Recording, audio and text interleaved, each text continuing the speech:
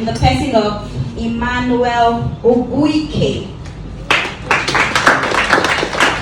One advice to everyone, please. Thank you so much. Over there.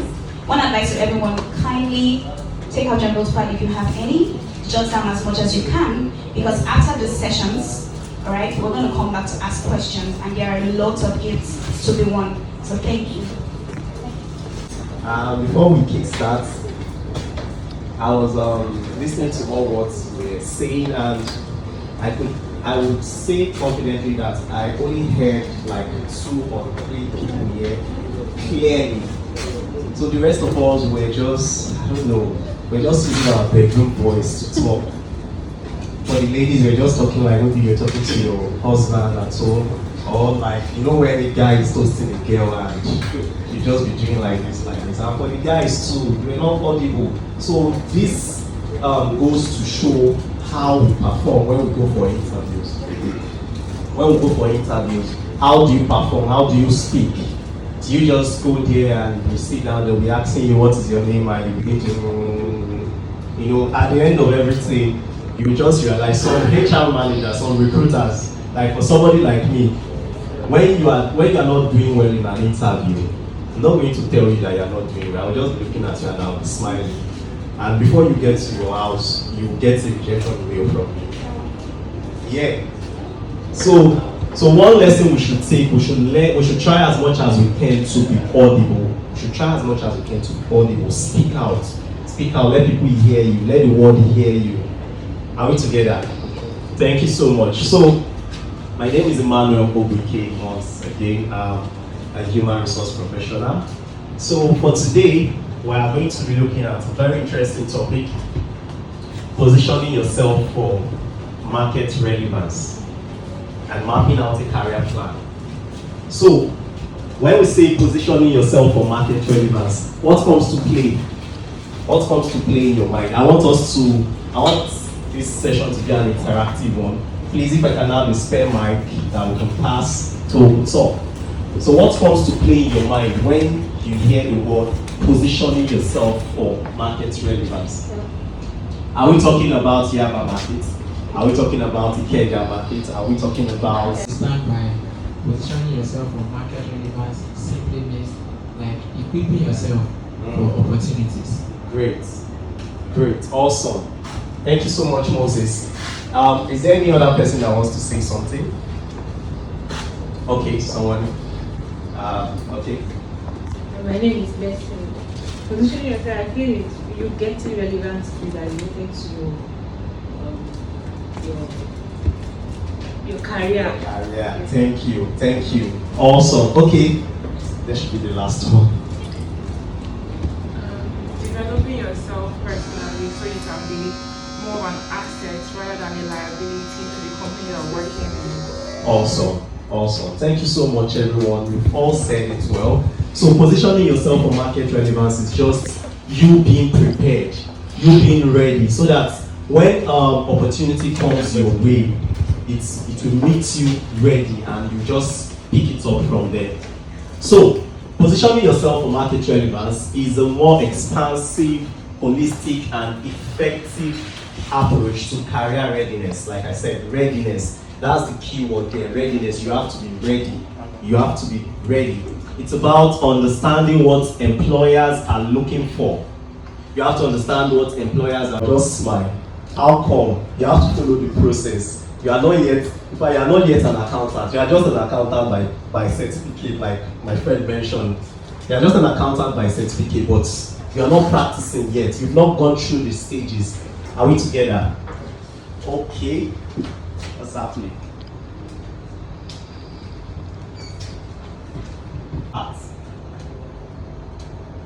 So we move to the next one, which is career mapping plan.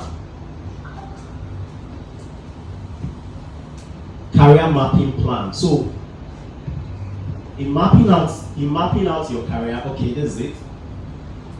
Skills. What are your interests? Aside from your skills, what are your interests? What are these things that you are interested in doing? What are these things that when you are sleeping and someone taps you, Emmanuel, you have to identify your skills, and your interests. The next one, define your career goals. Define your career goals. So when you hear me say my personal branding is at stake, I know what I am saying. So I want us to also have that mindset of personal branding. Target your audience. Who are your audience? For the sake of this class, who are your audience? You know. Be consistent. Be consistent. You have to be consistent in what you are doing. If you want to be doing a LinkedIn post every Monday, you want to be talking about something, be consistent. Let people see you that yes, you are doing this. You know, there's something happened to me one time. I lost my phone, and you know, I wasn't posting, you know, for a while. And do you know that people started calling me? They were calling my order, like those people that were very close to me. What happened? We've not been seeing your posts. Are you okay? And so it was at that point it was dawned on me that so this little thing I'm doing that I don't even count as anything. You know, people have taken it to heart. So you have to be consistent in whatever you are doing, whatever good thing you are doing. Not let me say whatever you are doing. Whatever good thing you are doing, you have to be consistent. Are we together? Yes. Next slide, please. I think we are wrapping up. Okay, staying relevant in the market, like I said, keep up with industry trend. What is happening in that industry you are in? What is happening there? Are they still in that industry? Are they still using desktop in that industry, or they are using laptop already? Or because you read secretarial study in the school and you know how to use typewriter, and you want to stay the next 10, 20 years you are still using typewriter, you now find yourself, I now make an offer to you. And do you get? So you have to be creative, you have to be innovative, build strong partnership, collaborate with people, maintain a strong online presence. Very, very important to maintain a strong online presence. If it is Twitter you are using to, you know, preach the gospel, go ahead with it. If it is Instagram you are using, great. If it is TikTok, whatever you are using, just make sure you are there. You are there. When they go on LinkedIn and they type your name, they will see you. Not when you go on LinkedIn and you type somebody's name, you begin to say, hey, is this person even on LinkedIn? Do you get? So maintain a strong online presence. Next slide, please. Okay, so thank you so much for listening. My name is Emmanuel. Oguike. What are your value system? What's your value system? That's the first thing you do. Identify what your values are. Your values should direct you in making great choices. So for that now, you have to decide if you want to network and expand, or you want, let's just even say the other one is a higher salary, but it's not a known company.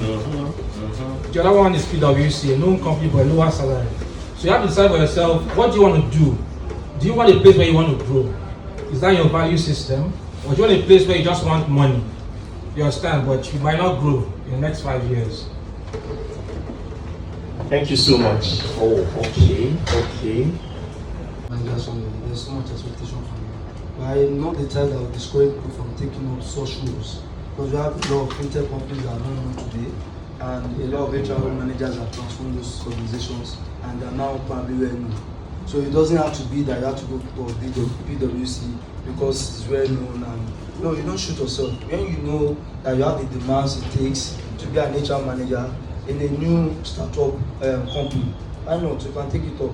In short, if you are very skillful and you're very good, the CEO will see your impact, and before you know it, it's a good profile for yourself. Yeah. Thank you so much. Okay. Yeah. To start with, I don't really know that if your level applies to your question, because what she asked is position and pay. You understand? For example, you just give us maybe a small company and a big company. But let me answer your point. One is that it depends on you as a person, and it depends on the level you are at that moment. If you are a starter in the system, of course you can't really shoot yourself and become a HR manager. It's better you go for that PwC, go through the system, give yourself couple of days, depends on how fast you can learn. By the time you learn, opportunity will still come. Right? And your experience, and you are maybe cut across various departments. Then why going for a lower position? Go for the higher one. Then to talk of the way I understand that question is that it's still similar. If you are a starter too, it depends on what you want, whether you're a starter or your experience. If what you want at that moment, because this employment thing is a funny game, you can go for the money now and use the money to establish yourself and get those experience you want to get. And at the same time, you can decide to, okay, leave the money, I want to acquire some knowledge, I want to learn that this place, this offer of this lower position is my desire, what I love doing in life. You can fit it seamlessly, and by the time you go into it, in a couple of few period of time, you will get know that you just shut up. You would know when you are in a particular organization, it will get to a point that you yourself, you will know that you have been overstretched and you need to move. By then you must have, expanded your capability. Yeah. And once you are working with your tracker, you will know that, okay, this is the third year, this is the fourth year, this is where I am supposed to be at this point. So everything boils down to you working with your tracker, and while you are in a particular position, try as much as you can to expand your capability, so that by the time you move to the next role, you will know that yes, you are ready for that role. Thank you. Based on your own background, being an HR person, if you are to advise somebody professionally, that individual wants to make a career shift or make a career, transition, okay, as I want to put it. As an HR individual, how can you advise such an individual from a professional standpoint that will not only enlighten the person, but also make the individual happy if he or she appears before you as an HR person in good light? Okay. Thank you. Thank you so much. So career transitioning is something we cannot run away from. People transition from time to time. I'm a product of someone is laughing already. She knows my story. So I'm a product of career transition because I'm an accountant by certificate. I don't know why I keep using that word certificate, because my friend mentioned it. So I'm an accountant by certificate.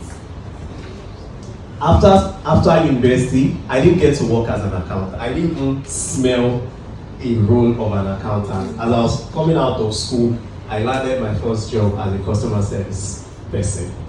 So I was doing customer service. I did customer service for 3 years or so. I was doing customer service in the bank, in the logistics, and in one of the hospitality. That some persons will run to me, please, I'm looking for a job. I was not even doing HR, but somehow I'll get a job for that person. I started looking at myself. I took a retrospect and I looked at for the things I've done ways back and the things inside of me. So I was now looking at it, trying to match it up with a career that is related to all those my interests and skills. And as God will have it, I realized that okay, it's HR. So when I was now convinced fully that I need to do HR, then I started meeting up people, seniors in the industry. I started, in fact, if you are very active on LinkedIn, you will know there's no time you come to the street of LinkedIn that you will not see Emmanuel Oguike. I'm always liking everybody's posts. I just wanted to be known, and I got advice from people in the industry, and they helped me. I was lucky. I met good people. They helped me. They put me in the path. Okay, this is where to go. This is where not to go. And there's it. So to respond to your question is interest.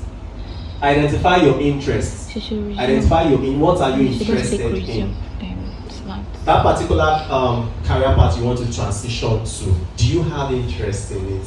That's the first thing. Do you have interest in it? If yes is the question, start building skills. What are the skills that is related to that particular path you want to transition into? So when you start building skills, then other things will begin to fall in place.